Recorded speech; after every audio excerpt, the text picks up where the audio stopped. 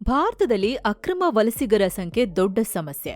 2014ರಲ್ಲಿ ಅಕ್ರಮ ವಲಸಿಗರನ್ನ ಹೊರಹಾಕ್ತೀವಿ ಅಂತ ಬಿಜೆಪಿ ತನ್ನ ಪ್ರಣಾಳಿಕೆಯಲ್ಲಿ ಹೇಳಿತ್ತು. ಅದರ ಭಾಗವಾಗಿಯೇ 2019ರಲ್ಲಿ ಸಿಎಎ ಜಾರಿಗೆ ಬಂತು. ಗೃಹ ಇಲಾಖೆ ಕೂಡ ಅಕ್ರಮ ವಲಸಿಗರ ಪತ್ತೆಗೆ ಹಲವು ಅಭಿಯಾನ ನಡೆಸಿತು. ಆದ್ರೆ ಯಾವುದೂ ದೊಡ್ಡ ಮಟ್ಟಿಗೆ ಫಲ ಕೊಟ್ಟಿರಲಿಲ್ಲ. ಆದ್ರೀಗ ಚುನಾವಣಾ ಆಯೋಗ ಫೀಲ್ಡ್ಗೆ ಇಳಿದಿದೆ. ಎಲೆಕ್ಷನ್ ಕಮಿಷನ್ನ ಒಂದೇ ಏಟಿಗೆ ಸಾವಿರಾರು ಅಕ್ರಮ ವಲಸಿಗರು ಬ್ಯಾಗ್ ಹಿಡ್ಕೊಂಡು ಕಾಲ್ಕಿತ್ತಿದ್ದಾರೆ. ಪಶ್ಚಿಮ ಬಂಗಾಳದಲ್ಲಿ ಎಸ್ಐಆರ್ ಘೋಷಿಸಿದ ಕೆಲವೇ ದಿನಗಳಲ್ಲಿ ಎದ್ನೋ ಬಿದ್ನೋ ಅಂತ ಇಲೀಗಲ್ ಇಮಿಗ್ರೆಂಟ್ಸ್ ಓಡ್ತಿದ್ದಾರೆ. ದಾಖಲೆ ತೋರ್ಸಲ್ಲ ಅಂತ ಹೇಳ್ತಿದ್ದವರು ಈಗ ನಮ್ಮನ್ನ ಬಿಟ್ಬಿಡಿ ಸಾಕು, ಹೆಂಗಾದ್ರೂ ಮಾಡಿ ಬಾಂಗ್ಲಾದೇಶಕ್ಕೆ ಹೋಗ್ತೀವಿ ಅಂತಿದ್ದಾರೆ. ಹಾಗಾದ್ರೆ ಈ ಬದಲಾವಣೆಗೆ ಕಾರಣ ಏನು? ಪಶ್ಚಿಮ ಬಂಗಾಳದಲ್ಲಿ ನುಸುಳುಕೋರರ ಸಮಸ್ಯೆ ಎಷ್ಟಿದೆ? ಸರ್ಕಾರಕ್ಕೆ ಆಗದ ಕೆಲಸನ ಸಂವಿಧಾನಿಕ ಸಂಸ್ಥೆ ಹೇಗೆ ಮಾಡ್ತಿದೆ? ಎಲ್ಲವನ್ನ ಈ ವಿಡಿಯೋದಲ್ಲಿ ನೋಡೋಣ. ಸ್ನೇಹಿತರೆ, ಭಾರತ ಬಾಂಗ್ಲಾದೇಶ ಗಡಿ ಸುಮಾರು 4096 ಕಿಲೋಮೀಟರ್ ಉದ್ದ ಇದೆ. ತುಂಬಾ ಪಾರಸ್ ಅಂದ್ರೆ ಗ್ರಾಮಗಳು, ಹೊಲಗಳು, ನದಿಗಳು ಎಲ್ಲ ಗಡಿ ಹತ್ರ ಇದೆ. ಹೀಗಾಗಿ ನುಸುಳೋದು ಸುಲಭ. 1971ರ ಯುದ್ಧದಿಂದಲೇ ಇಲ್ಲಿ ಒಳನುಸುಳುವಿಕೆ ಶುರುವಾಗಿತ್ತು. ಇವತ್ತಿಗೂ ನಿಂತಿಲ್ಲ. ನಾರ್ತ್ 24 ಪಾರ್ಗನಾಸ್, ಮುರ್ಷಿದಾಬಾದ್, ಮಾಲ್ಡಾ, ನದಿಯಾ ಮತ್ತು ತ್ರಿಪುರಾ ಇವು ಸ್ಪಷ್ಟ ಹಾಟ್ಸ್ಪಾಟ್ ಪ್ರದೇಶಗಳು. ಈಗ 2026ರ ಬಂಗಾಳ ಚುನಾವಣೆ ಗಮನಿಸಿ. ಚುನಾವಣಾ ಆಯೋಗ ಇಲ್ಲಿ ಟೆಸ್ಟಿಂಗ್ ಗ್ರೌಂಡ್ ಆಗಿ ಎಸ್ಐಆರ್ ನಡೆಸ್ತಾ ಇದೆ. ಎಸ್ಐಆರ್ ಅಂದ್ರೆ ಕಾಲಕಾಲಕ್ಕೆ ವೋಟರ್ ಲಿಸ್ಟ್ ಅಪ್ಡೇಟ್ ಮಾಡೋ ಪ್ರಕ್ರಿಯೆ. ರೆಪ್ರೆಸೆಂಟೇಷನ್ ಆಫ್ ಪೀಪಲ್ ಆಕ್ಟ್ ಆಧಾರದಡಿ ಮಾಡಲಾಗುತ್ತೆ. ಎಸ್ಐಆರ್ ಮಾಡುವಾಗ ಬಿಎಲ್ಒಗಳು ಪ್ರತಿ ಮನೆಗೆ ಹೋಗಿ ದಾಖಲೆ ಪರಿಶೀಲಿಸ್ತಾರೆ. ಅಕ್ರಮ ಮತದಾರರನ್ನ ಹುಡುಕಿ ತೆಗೆದು ಹಾಕ್ತಿದ್ದಾರೆ. ಈ ಎಸ್ಐಆರ್ನ ಬಿಸಿ ಈಗ ಅಕ್ರಮ ವಲಸಿಗರಿಗೂ ತಟ್ಟಿದೆ. ನಿಮ್ಗಿಲ್ಲಿ ಚುನಾವಣಾ ಆಯೋಗ ಮತಪಟ್ಟಿ ಪರಿಷ್ಕರಣೆ ಮಾಡೋದಕ್ಕೂ ಅಕ್ರಮ ವಲಸಿಗರು ದೇಶ ತೊರೆಯೋದಕ್ಕೂ ಏನ್ ಸಂಬಂಧ ಅನ್ನೋ ಪ್ರಶ್ನೆ ಮೂಡಬಹುದು. ಸಂಬಂಧ ತುಂಬಾ ನೇರವಾಗಿದೆ. ಈ ಎಸ್ಐಆರ್ ಪ್ರಕ್ರಿಯೆಯಲ್ಲಿ ಪ್ರತಿಯೊಬ್ಬರು ಕಡ್ಡಾಯವಾಗಿ ತಮ್ಮ ಸಿಟಿಸನ್ಶಿಪ್ ಪ್ರೂವ್ ಮಾಡಬೇಕು. ಪೌರತ್ವ ಸಾಬೀತು ಮಾಡಬೇಕು ಅಂದ್ರೆ ಹುಟ್ಟಿದ ದಿನಾಂಕ ಹಾಗೂ ಸ್ಥಳ ಭಾರತ ಅಂತ ಸಾಬೀತುಪಡಿಸಬೇಕು. ಒಂದ್ ವೇಳೆ ತಮ್ಮ ಡಾಕ್ಯುಮೆಂಟ್ಸ್ ಇಲ್ಲ ಅಂದ್ರೆ ತಂದೆ ತಾಯಿಗಳ ದಾಖಲೆ ನೀಡಿಯಾದ್ರೂ ಪೌರತ್ವ ಸಾಬೀತು ಮಾಡ್ಕೋಬೇಕು. ಆದ್ರೆ ಅಕ್ರಮವಾಗಿ ನೆಲೆಸಿರೋರ ಬಳಿ ಈ ದಾಖಲೆ ಇರಲ್ಲ.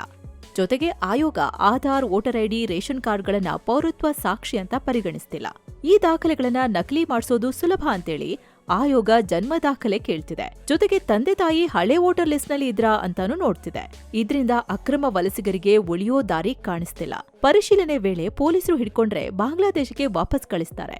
ಜೊತೆಗೆ 2025ರ ವಲಸೆ ಮತ್ತು ವಿದೇಶಿ ಕಾಯ್ದೆ ಅಡಿ ಶಿಕ್ಷೆ ಕೂಡ ಇರುತ್ತೆ. ಅಕ್ರಮ ವಲಸಿಗರನ್ನ ಶಿಕ್ಷಿಸೋದಕ್ಕೆ ಅಂತಾನೆ ಕೇಂದ್ರ ಈ ಹಿಂದೆ ಇದ್ದ 1946ರ ವಿದೇಶಿ ಕಾಯ್ದೆ ಕೈಬಿಟ್ಟು ಹೊಸ ಕಾಯ್ದೆ ಜಾರಿಗೆ ತಂದಿದೆ. ಹೊಸ ಕಾನೂನು ಏಜೆನ್ಸಿಗಳಿಗೆ ಅಕ್ರಮ ವಲಸಿಗರನ್ನ ವಶಕ್ಕೆ ಪಡೆದು ಗಡೀಪಾರು ಮಾಡೋ ಅಧಿಕಾರ ಕೊಟ್ಟಿದೆ. ಜೈಲು ಶಿಕ್ಷೆ ಮತ್ತು ಹೆವಿ ಫೈನ್ ಕೂಡ ಇದೆ. ಹೀಗಾಗಿ ಯಾಕಪ್ಪ ಭಾರತದ ಜೈಲಲ್ಲಿ ಕೊಳೆಯೋದು ಅಂತ ಅಕ್ರಮ ವಲಸಿಗರು ಬಾಂಗ್ಲಾಗೆ ಓಡ್ತಿದ್ದಾರೆ. ಸರ್, ನಮ್ಮನ್ನ ಬಿಟ್ಬಿಡಿ.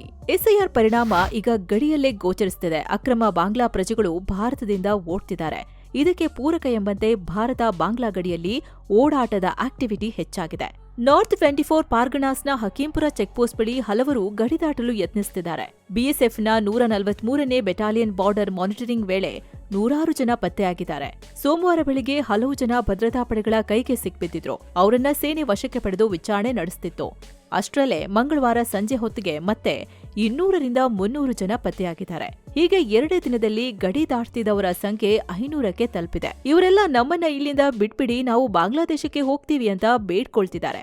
ವಿಚಾರಣೆ ವೇಳೆ ಭಾರತಕ್ಕೆ ಅಕ್ರಮವಾಗಿ ಬಂದು ನೆಲೆಸಿರೋದನ್ನ ಒಪ್ಕೊಂಡಿದ್ದಾರೆ. ಸೇನೆ ವಶಕ್ಕೆ ಪಡೆದ ಯಾರೊಬ್ಬರ ಬಳಿಯೂ ವೀಸಾ, ಪಾಸ್ಪೋರ್ಟ್, ಐಡಿ ಯಾವುದೂ ಇಲ್ಲ. ಇವರಲ್ಲಿ ಕೆಲವರು ಬಂಗಾಳದ Birati, Madhyamgram, Rajarhat, new town, salt lake ಪ್ರದೇಶದಲ್ಲಿ ಕೆಲಸ ಮಾಡ್ತಿದ್ವಿ ಅಂತ ಹೇಳ್ಕೊಂಡಿದ್ದಾರೆ. ಹೌಸ್ ಹೆಲ್ಪ್, ದಿನಗೂಲಿ ಹಾಗೂ ಕಟ್ಟಡ ನಿರ್ಮಾಣದಲ್ಲಿ ಕೆಲಸ ಮಾಡ್ತಿದ್ವಿ ಅಂತ ಹೇಳಿದ್ದಾರೆ. 2 ವಾರ ಹಿಂದೆ ಕೂಡ ಗಡಿ ಜಾಗದಲ್ಲಿ ಸೇನೆ 94 ಜನ ಬಾಂಗ್ಲಾ ಪ್ರಜೆಗಳನ್ನ ಬಂಧಿಸಿತ್ತು. ಅದರಲ್ಲೊಬ್ಬ 1 ದಶಕದಿಂದ ಭಾರತದಲ್ಲಿ ವಾಸವಾಗಿದ್ದೆ. ಈಗ ದಾಖಲೆ ಪರಿಶೀಲನೆ ಮಾಡ್ತಾರೆ ಅಂತ ಭಯ ಆಯಿತು. ಹೀಗಾಗಿ ಬಾಂಗ್ಲಾದ ನನ್ನ ಮೂಲ ಸತ್ಕೀರಾಗೆ ಹೋಗ್ತಿದೆ ಅಂತ ಹೇಳಿದಾನೆ.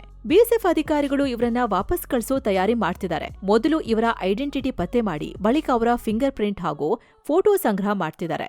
ಜೊತೆಗೆ ಪೊಲೀಸರು ಇವರಲ್ಲಿ ಯಾರಾದ್ರೂ ಅಪರಾಧ ಎಸಗಿ ಓಡಿ ಹೋಗೋ ಪ್ರಯತ್ನ ಮಾಡ್ತಿದ್ದಾರಾ ಅಂತ ಕೂಡ ಚೆಕ್ ಮಾಡ್ತಿದ್ದಾರೆ. ಸೇನೆ ಹಾಗೂ ಪೊಲೀಸರು ವೆರಿಫಿಕೇಶನ್ ಮಾಡಿದ ಬಳಿಕ ಇವರನ್ನ ಬಾಂಗ್ಲಾ ಸೇನೆಗೆ ಹಸ್ತಾಂತರ ಮಾಡೋ ಪ್ರಕ್ರಿಯೆ ನಡೆಯುತ್ತಿದೆ. ಆತಂಕ ಹುಟ್ಟಿಸೋ ನಂಬರ್ಸ್. ಅಕ್ರಮ ಬಾಂಗ್ಲಾ ವಲಸಿಗರ ಸಂಖ್ಯೆ ಭಾರತದಲ್ಲಿ ತುಂಬಾ ದೊಡ್ಡದು. ಕಳೆದ 2 ವರ್ಷದಲ್ಲಿ ಸ್ವಯಂ ವಾಪಸ್ ಆಗ್ತಿರೋರ ಸಂಖ್ಯೆಯೂ ಹೆಚ್ಚಾಗಿದೆ. ಗೃಹ ಇಲಾಖೆಯ ಅಧಿಕೃತ ವರದಿ ಪ್ರಕಾರ 2024ರಲ್ಲಿ 1049 ಜನ ಸ್ವಯಂ ಪ್ರೇರಣೆಯಿಂದ ಬಾಂಗ್ಲಾದೇಶಕ್ಕೆ ಮರಳಿದ್ದಾರೆ. 2025ರಲ್ಲಿ ಜುಲೈ ತನಕ 3536 ಜನ ವಾಪಸ್ ಹೋಗಿದ್ದಾರೆ. ಹೋಗ್ತಿರೋರ ಸಂಖ್ಯೆನೇ ಇಷ್ಟಿರ್ಬೇಕಾದ್ರೆ ಇನ್ನು ಭಾರತದಲ್ಲಿ ಅಕ್ರಮವಾಗಿ ನೆಲೆಸಿರೋರ ಸಂಖ್ಯೆ ಎಷ್ಟಿರ್ಬೋದು ಅಂತ ಪ್ರಶ್ನೆ ಮಾಡಲಾಗ್ತಿದೆ. ಆದ್ರೆ ನಿಖರ ಸಂಖ್ಯೆ ಯಾರಿಗೂ ಗೊತ್ತಿಲ್ಲ. 2016ರಲ್ಲಿ ಕೇಂದ್ರ ಸರ್ಕಾರಕ್ಕೆ ರಾಜ್ಯಸಭೆಯಲ್ಲಿ ಇದೇ ಪ್ರಶ್ನೆ ಮಾಡಲಾಗಿತ್ತು. ಆಗ ಉತ್ತರಿಸಿದ್ದ ಅಂದಿನ ಗೃಹ ವ್ಯವಹಾರಗಳ ರಾಜ್ಯ ಖಾತೆ ಸಚಿವ ಕಿರಣ್ ರಿಜಿಜು 2 ಕೋಟಿ ಅಕ್ರಮ ವಲಸಿಗರಿದ್ದಾರೆ ಅಂತ ಹೇಳಿದ್ರು.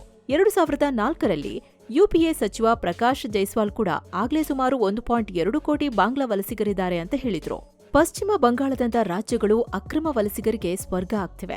ಯಾವುದೇ ಭಯ ಇಲ್ಲದೆ ತಿರುಗಾಡ್ತಿದ್ದಾರೆ. ಒಳನುಸುಳುವಿಕೆಯಂತೂ ಕಮ್ಮಿಯಾಗಿಲ್ಲ. 2024ರಲ್ಲಿ 2425 ಜನ ಭಾರತಕ್ಕೆ ಅಕ್ರಮವಾಗಿ ನುಸುಳೋಕೆ ಯತ್ನಿಸಿದ್ರು. 2025ರಲ್ಲಿ ಈವರೆಗೆ 1372 ಯತ್ನ ದಾಖಲಾಗಿದೆ. ಬಿಎಸ್ಎಫ್ ವಾರ್ಷಿಕ ಡೇಟಾ ಪ್ರಕಾರ ಇನ್ಫಿಲ್ಟ್ರೇಷನ್ ಅಟೆಂಪ್ಟ್ಸ್ ವರ್ಷದಿಂದ ವರ್ಷಕ್ಕೆ ಏರಿಕೆಯಾಗ್ತಾನೆ ಇವೆ. ಅದರಲ್ಲೂ ನಾರ್ತ್ 24 ಪಾರ್ಗನಾಸ್ ಮತ್ತು ಮುರ್ಷಿದಾಬಾದ್ ಶುದ್ಧ ಹಾಟ್ಸ್ಪಾಟ್ಗಳಾಗಿ ಬದಲಾಗ್ತಿವೆ. ಕಳೆದ 5 ವರ್ಷಗಳಲ್ಲಿ ಸಾವಿರಾರು ಫೇಕ್ ಆಧಾರ್ ಮತ್ತು ರೇಷನ್ ಕಾರ್ಡ್ಸ್ ಪತ್ತೆಯಾಗಿದೆ. ಗಡಿ ಫೆನ್ಸಿಂಗ್ 90% ಪೂರ್ಣವಾದ್ರೂ ನದಿ ಭಾಗದಲ್ಲಿ ಬೇಲಿ ಹಾಕೋದು ಸಾಧ್ಯವಾಗ್ತಿಲ್ಲ. ಭಾರತದಲ್ಲೀಗ 6 ಡಿಟೆನ್ಷನ್ ಸೆಂಟರ್ಸ್ ಕಾರ್ಯನಿರ್ವಹಿಸುತ್ತಿವೆ. ಅಲ್ಲೂ 100 ವಲಸಿಗರಿದ್ದಾರೆ. ಭಾರತದಲ್ಲಿ ಈ ಇಲ್ಲಿಗಲ್ ಇಮಿಗ್ರೆಂಟ್ಸ್ ಇಂದ ಆರ್ಥಿಕವಾಗಿ ಹೊಡೆತ ಬೀಳುತ್ತೆ. ಈಗಾಗಲೇ ದೇಶದಲ್ಲಿ ನಿರುದ್ಯೋಗ ತಾಂಡವವಾಡ್ತಿದೆ. ಅಂಥದ್ರಲ್ಲಿ ಇವರು ಬಂದು ನಮ್ಮ ಜನರ ಕೆಲ್ಸ ಕಿತ್ಕೋತಾರೆ. 2-3 ವರ್ಷದಲ್ಲಿ ಒಂದು ಪ್ರದೇಶದ ಜನಸಂಖ್ಯೆಯೇ ಬದಲಾಗ್ತಿದೆ. ಸಮಾಜದ ಶಾಂತಿ ಕದಡೋಕೆ ಯತ್ನ ಮಾಡ್ತಿದ್ದಾರೆ. ಜೊತೆಗೆ ಇದರಿಂದ ದೇಶದಲ್ಲಿ ಸುರಕ್ಷತೆ ಬಗ್ಗೆ ಕೆಲವು ಗಂಭೀರ ಪ್ರಶ್ನೆಗಳು ಹುಟ್ಕೊಳ್ತವೆ. ಸೊ ಫ್ರೆಂಡ್ಸ್, ಇದಾಗಿತ್ತು ಎಸ್ಐಆರ್ ಜಾರಿಯಿಂದ ಬಾಂಗ್ಲಾ ಕಡೆ ಆಗ್ತಿರೋ ರಿವರ್ಸ್ ಮೈಗ್ರೇಷನ್ ಬಗ್ಗೆ ತಿಳಿಸೋ ಪ್ರಯತ್ನ. ನಿಮಗೆ ಈ ವರದಿ ಇಷ್ಟ ಆಗಿದ್ರೆ ಲೈಕ್ ಮಾಡಿ, ಶೇರ್ ಮಾಡಿ. ಜೊತೆಗೆ ನಿಮಗೆ ಈ ವರದಿ ಬಗ್ಗೆ ಏನನ್ನಿಸ್ತು ಅನ್ನೋದನ್ನು ಕಮೆಂಟ್ ಮಾಡಿ. ಧನ್ಯವಾದ.